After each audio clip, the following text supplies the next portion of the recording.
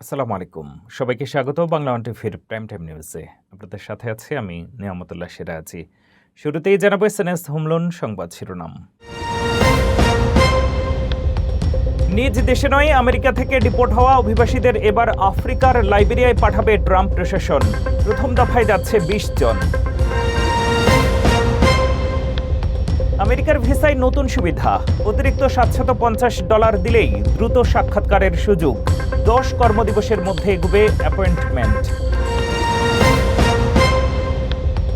আমেরিকার রাস্তায় ১,২০,০০০ flock camera, গাড়ির গতিবিধি আর তথ্য নজরদারিতে। নিরাপত্তা নাকি ব্যক্তিগত গোপনীয়তা, বাড়ছে প্রশ্ন। এবং মিশিগানের ডিয়ারবর্নে ইসলাম বিরোধী বিক্ষোভ ঘিরে উত্তেজনা, পুলিশের সঙ্গে ধাক্কাধাক্কি, গ্রেফতার। সিটি কাউন্সিলের বৈঠকেও তৈরি হয় তীব্র বিতর্ক। শুনছিলেন শিরোনাম, এবারে বিস্তারিত সংবাদ। ডিপোর্টেশন মানেই নিজ দেশে ফেরত, এই প্রচলিত ধারণায় এবার বড় পরিবর্তনের ইঙ্গিত। যুক্তরাষ্ট্র থেকে ডিপোর্টিদের একটি অংশকে পাঠানো হবে আফ্রিকার লাইবেরিয়ায়। চুক্তিতে থাকছে আশ্রয়ের আবেদন এবং দেশ ছাড়ার সুযোগও।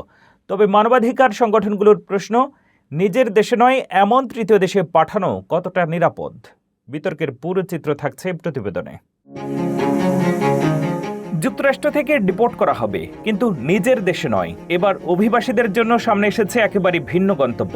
ট্রাম্প প্রশাসনের কঠোর ডিপোর্টেশন নীতির অংশ হিসেবে আগামী ১ বছরে আমেরিকা থেকে সর্বোচ্চ ১,২০০ জনকে আফ্রিকার দেশ লাইবেরিয়ায় পাঠানো হবে। চমক আরও আছে, প্রথম দফায় মাত্র ২০ জন ডিপোর্টি বৃহস্পতিবারে লাইবেরিয়ায় পৌঁছানোর কথা রয়েছে। আর তাদের সবাই আফ্রিকার নাগরিক নন। উত্তর ও দক্ষিণ আমেরিকা এবং ক্যারিবীয় অঞ্চলের নাগরিকরাও এই তালিকায় থাকতে পারেন। লাইবেরিয়ার তথ্যমন্ত্রী জ্যারোলিন মেক পিয়াহ জানিয়েছেন, এইসব মানুষকে অতিথি হিসেবে গ্রহণ করা হবে। তারা চাইলে লাইবেরিয়া ছেড়ে যেতে পারবেন, এমনকি দেশটিতে আশ্রয়ের আবেদনও করতে পারবেন। সরকার বলছে এই চুক্তির পেছনে কোনো অর্থনৈতিক বিনিময় নেই, এটি মানবিক উদ্যোগ। তবে ডিপোর্টিদের গ্রহণ এবং ব্যবস্থাপনার পাশাপাশি লাইবেরিয়ার অভিবাসন ব্যবস্থা শক্তিশালী করতে যুক্তরাষ্ট্র সহায়তা করবে। লাইবেরিয়ার বিচারমন্ত্রী জানিয়েছেন, আগেই ডিপোর্টিদের স্ক্রিনিং করা হবে। তাদের বেশিরভাগের বিরুদ্ধে ইমিগ্রেশন আইন ভঙ্গের অভিযোগ রয়েছে, তবে তাদের অপরাধী হিসেবে বিবেচনা করা হচ্ছে না এবং যুক্তরাষ্ট্র বা লাইবেরিয়ায় তাদের বিরুদ্ধে কোনো ফৌজদারি মামলা চলছে না। ট্রাম্প প্রশাসনের ক্ষমতায় ফেরার পর তৃতীয় দেশে ডিপোর্টের এমন চুক্তি আরও কয়েকটি আফ্রিকান দেশের সঙ্গে করেছে। তবে মানবাধিকার সংগঠনগুলোর প্রশ্ন, নিজ দেশে ফেরত পাঠানোর বদলে এমন দেশে পাঠানো কতটা নিরাপদ, যেখানে অনেকেই কখনো বসবাসই করেননি? তাই লাইবেরিয়ার এই চুক্তি শুধু ডিপোর্টেশনের নতুন গন্তব্য নয়, বরং যুক্তরাষ্ট্রের অভিবাসন নীতিতে তৃতীয় দেশ ব্যবহারের বড় এক পরিবর্তনের ইঙ্গিতও দিচ্ছে। যুক্তরাষ্ট্রের ভিসা আবেদনকারীদের জন্য নতুন একটি পাইলট কর্মসূচি চালু করেছে দেশটির পররাষ্ট্র দপ্তর। নির্বাচিত কিছু দূতাবাস ও কনসুলেটে এখন বাড়তি $৭৫০ ফি দিয়ে দ্রুত ভিসা সাক্ষাৎকারের সুযোগ পাওয়া যাবে। যোগ্য আবেদনকারীরা সাক্ষাৎকারের তারিখ সর্বোচ্চ ১০ কর্মদিবসের মধ্যে এগিয়ে আনতে পারবেন। তবে এই সুবিধা ভিসা পাওয়ার নিশ্চয়তা দেবে না। নতুন এই ব্যবস্থার বিস্তারিত জানুন রিপোর্টে। মার্কিন ভিসার অ্যাপয়েন্টমেন্ট পেতে দীর্ঘ অপেক্ষা করতে হচ্ছে। এবার টাকা দিয়ে সেই অপেক্ষা কিছুটা কমানোর সুযোগ দিচ্ছে যুক্তরাষ্ট্র। নির্দিষ্ট কয়েকটি মার্কিন দূতাবাস ও কনসুলেটে পরীক্ষামূলকভাবে চালু হয়েছে পেইড এক্সপিডাইট নামের নতুন কর্মসূচি। যোগ্য আবেদনকারীরা অতিরিক্ত $৭৫০ দিয়ে ভিসা সাক্ষাৎকারের তারিখ সর্বোচ্চ ১০ কর্মদিবসের মধ্যে এগিয়ে আনতে পারবেন। তবে এখানেই রয়েছে বড় শর্ত, এই সুবিধা সবার জন্য নয় এবং এটি কোনোভাবেই ভিসা পাওয়ার গ্যারান্টি নয়। পর্যটন ও ব্যবসায়িক বি ভিসা আবেদনকারীদের প্রথমে স্বাভাবিক নিয়মে $১৮৫ MRV ফি দিয়ে একটি সাধারণ অ্যাপয়েন্টমেন্ট নিতে হবে। এরপর যোগ্য হলে অ্যাকাউন্টে রিকোয়েস্ট এক্সপেডাইট অপশনে গিয়ে পেইড এক্সপেডাইট বেছে নেওয়া যাবে। সুযোগ থাকলে প্রতিদিনের সীমিত আসনের মধ্য থেকে দ্রুত সাক্ষাৎকারের সময় নির্বাচন করা যাবে। সময় বেছে নেওয়ার পর মাত্র ১০ মিনিটের মধ্যে $৭৫০ পরিশোধ করতে হবে। একবার অ্যাপয়েন্টমেন্ট নিশ্চিত হলে সেটি আর পরিবর্তন বা পুনর্নির্ধারণ করা যাবে না। নির্ধারিত দিনে উপস্থিত না হলে পুরো $৭৫০ হারাতে হবে। আর সবচেয়ে গুরুত্বপূর্ণ বিষয়, এই অর্থ দিয়ে শুধু আগের সাক্ষাৎকারের তারিখ পাওয়া যাবে। ভিসা পাওয়ার ক্ষেত্রে আগের মতো কঠোর নিরাপত্তা যাচাই এবং যোগ্যতার পরীক্ষা থাকবে। বর্তমানে Canada, Mexico, Colombia, Guatemala, Costa Rica ও হন্ডুরাসের নির্বাচিত মার্কিন মিশনে এই কর্মসূচি চালু হয়েছে। 2026 সালের 31 ডিসেম্বর পর্যন্ত চলবে পরীক্ষামূলক ব্যবস্থা। আরও দেশ পরবর্তীতে যুক্ত হতে পারে। বিদেশি শিক্ষার্থী, গবেষক ও সাংবাদিকদের জন্য যুক্তরাষ্ট্রের ভিসা নিয়ম আরও কঠোর হতে যাচ্ছে। ট্রাম্প প্রশাসনের নতুন বিধিতে শিক্ষার্থী এবং এক্সচেঞ্জ ভিসায় সর্বোচ্চ 4 বছর থাকার সুযোগ থাকবে। সাংবাদিকদের ক্ষেত্রে সময়সীমা আরও কম। এই পরিবর্তনের বিশ্ববিদ্যালয় এবং আন্তর্জাতিক শিক্ষার্থীদের কী প্রভাব পড়তে পারে, বিস্তারিত জানুন প্রতিবেদনে। যুক্তরাষ্ট্র বিদেশি শিক্ষার্থী ও সাংবাদিকদের জন্য বড় দুশ্চিন্তার কারণ হয়ে দাঁড়িয়েছে ট্রাম্প প্রশাসনের নতুন ভিসা নীতি। এই নিয়ম ঠেকাতে এবার সরাসরি আদালতের দ্বারস্থ হয়েছে শ্রমিক ইউনিয়ন ও বিভিন্ন অধিকার সংগঠনের জোট। মঙ্গলবার ম্যাসাচুসেটসের ফেডারেল আদালতে করা মামলায় সংগঠনগুলো বলেছে, নতুন নিয়ম কার্যকর হলে আন্তর্জাতিক শিক্ষার্থী, গবেষক ও সাংবাদিকদের জন্য যুক্তরাষ্ট্রে বৈধভাবে থাকা আরও অনিশ্চিত হয়ে পড়বে। আগামী 15 সেপ্টেম্বর থেকে কার্যকর হওয়া কথা থাকা নতুন বিধিতে আন্তর্জাতিক শিক্ষার্থীদের এফ ভিসা এবং সাংস্কৃতিক বিনিময় কর্মসূচি জে ভিসার মেয়াদ সর্বোচ্চ 4 বছর করা হবে। বর্তমানে এসব ভিসা অনেক ক্ষেত্রে সংশ্লিষ্ট শিক্ষা বা কর্মসূচির সময়কাল পর্যন্ত বৈধ থাকে। সবচেয়ে বড় পরিবর্তন আসছে বিদেশি সাংবাদিকদের ক্ষেত্রে। নতুন নিয়মে আই ভিসায় যুক্তরাষ্ট্রে থাকার সময়সীমা হবে সর্বোচ্চ 240 দিন, আর চীনা নাগরিক সাংবাদিকদের জন্য এই সময় আরও কম, মাত্র 90 দিন। মামলাকারীদের আশঙ্কা, পড়াশোনা বা গবেষণা শেষ হওয়ার আগেই ভিসার মেয়াদ শেষ হয়ে গেলে অনেক শিক্ষার্থীকে নতুন করে এক্সটেনশনের জন্য আবেদন করতে হবে। এতে যুক্তরাষ্ট্রে উচ্চশিক্ষায় বিদেশি শিক্ষার্থীদের আগ্রহ কমে যেতে পারে। তাদের দাবি, এতে বিশ্ববিদ্যালয়গুলো মেধাবী শিক্ষার্থী ও গবেষক হারাবে এবং শিক্ষা খাতের মাধ্যমে যুক্তরাষ্ট্রের অর্থনীতিতে আসা বিপুল অবদানও ক্ষতিগ্রস্ত হবে। অন্যদিকে ট্রাম্প প্রশাসন বলছে এই মামলা অপ্রয়োজনীয়। হোমল্যান্ড সিকিউরিটি বিভাগের দাবি, নতুন নিয়মের উদ্দেশ্য ভিসা ব্যবস্থায় কথিত জালিয়াতি ঠেকানো এবং প্রকৃত শিক্ষার্থীদেরই যুক্তরাষ্ট্রে পড়াশোনার সুযোগ নিশ্চিত করা। তবে প্রশাসনের এই দাবির পক্ষে কোনো নির্দিষ্ট প্রমাণ প্রকাশ করা হয়নি। অপরাধ দমনে স্মার্ট ক্যামেরা নাকি নাগরিকদের উপরে বাড়তি নজরদারি? যুক্তরাষ্ট্রে ফ্লকের লাইসেন্স প্লেট ক্যামেরা নিয়ে এমন বিতর্কই এখন তুঙ্গে। ক্যামেরার সংখ্যা বাড়ার সঙ্গে সঙ্গে বিভিন্ন শহরে ক্ষোভও বাড়ছে। পুলিশের দাবি, অপরাধ তদন্তে এটি গুরুত্বপূর্ণ ভূমিকা রাখছে, কিন্তু কর্মকর্তাদের ব্যক্তিগত প্রয়োজনে তথ্য ব্যবহারের অভিযোগ পরিস্থিতিকে আরও জটিল করেছে। নিরাপত্তা আর গোপনীয়তার এই দ্বন্দ্বের বিস্তারিত থাকছে ফারজানা আফরোজের রিপোর্টে। আপনি কোথায় যাচ্ছেন, কোন গাড়িতে যাচ্ছেন, এসব তথ্য কি আপনার অজান্তেই সংরক্ষণ হচ্ছে? যুক্তরাষ্ট্রে ফ্লক এর স্মার্ট লাইসেন্স প্লেট ক্যামেরা ঘিরে এখন এমনই প্রশ্ন উঠছে। টেক্সাসে ক্যামেরা কেটে ফেলা, মিনেসোটায় ঢেকে দেওয়ার ঘটনা থেকে শুরু করে মিশিগানের লেন্সিংয়ের ক্যামেরা সরানোর দাবি দেশের বিভিন্ন শহরে বাড়ছে ক্ষোভ। কলম্বাস সিটি কাউন্সিলের বৈঠকেও বাসিন্দারা সরাসরি বলেন, আমরা সবসময় নজরদারির মধ্যে থাকতে চাই না। ফ্লক এর প্রায় 1,20,000 ক্যামেরা এখন যুক্তরাষ্ট্রের 49টি অঙ্গরাজ্যে ছড়িয়ে রয়েছে। এসব ক্যামেরা শুধু গাড়ির নম্বর প্লেট নয়, গাড়ির ডেন্ট, ভাঙা লাইট, এমনকি ফাটল ধরা উইন্ডশিল্ডও শনাক্ত করতে পারে। এরপর সেই তথ্য আইনশৃঙ্খলা বাহিনী অপরাধ তদন্তে ব্যবহার করতে পারে। তবে এখানেই তৈরি হয়েছে বড় বিতর্ক। পুলিশ বলছে এই প্রযুক্তি ব্যবহার করে নিখোঁজ শিশু উদ্ধার, চুরি যাওয়া গাড়ি শনাক্ত এবং হত্যাকাণ্ডের তদন্তে গুরুত্বপূর্ণ সাফল্য এসেছে। এমনকি আটলান্টায় অপহৃত 2 শিশুর অবস্থান শনাক্ত করতেও ফ্লকের তথ্য কাজে লেগেছে বলে দাবি পুলিশের। কিন্তু সমালোচকদের অভিযোগ, নজরদারির এই প্রযুক্তি অপব্যবহারের সুযোগও তৈরি করছে। অন্তত 50টি ঘটনায় কর্মকর্তাদের ব্যক্তিগত প্রয়োজনে তথ্য অনুসন্ধানের অভিযোগ উঠেছে। রোড আইল্যান্ডে এক নারীকে ভুলভাবে সন্দেহভাজন হিসেবে গ্রেফতারের অভিযোগেও উঠেছে ফ্লক এর ছবিকে কেন্দ্র করে। পরে তার বিরুদ্ধে সব অভিযোগ খারিজ হয়।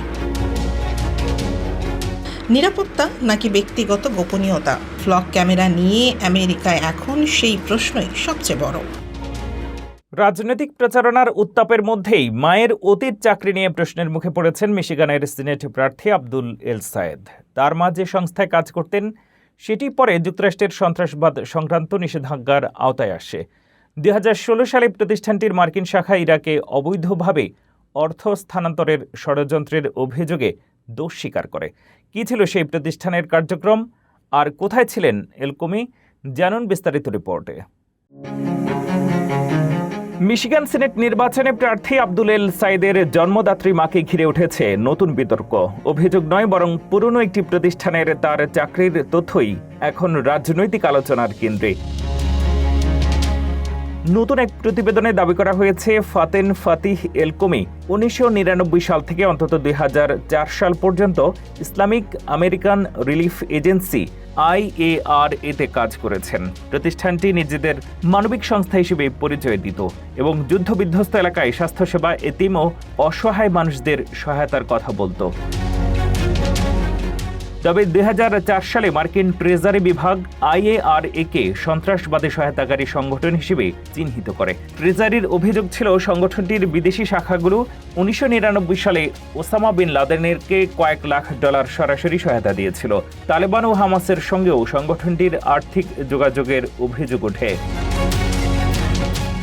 এখানেই তৈরি হয়েছে বিতর্ক, কারণ এলকোমি এই প্রতিষ্ঠানে কাজ করলেও তার বিরুদ্ধে সন্ত্রাসবাদে জড়িত থাকার কোনো অভিযোগ আনা হয়নি। এমনকি 2004 সালের এক সাক্ষাৎকারে তিনি IARA ও সন্ত্রাসীদের মধ্যে কোনো সম্পর্ক থাকার কথা অস্বীকার করেছিলেন।